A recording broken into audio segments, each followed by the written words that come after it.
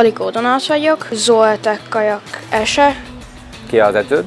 Gurgulics Mihály, És van-e példaképed? most jelenleg az egyik kajakos társam. Kuborci Kíván. Nagyon kitartó a sportban, és hát maga a személyisége is nagyon jó. Nagyon sok mindent tanít. A rajtot, meg ugye az utazóját, hogy azt így próbálom minél jobban utánozni. Kimegyünk vízre, és ugye mikor például résztávozunk, akkor hát ott jön, és mikor megállunk, ugye ő előrébb végez nyilván, mint én, és akkor el tudja mondani, hogy mi az, amiben tudok javulni, és mi az, ami már jó. Te miért szeretsz kint lenni a vízen? Van időm gondolkozni, és jó a természetben is lenni. Jó a hangulat, sokat beszélgetünk, meg hát így igazániból tudunk játszani is.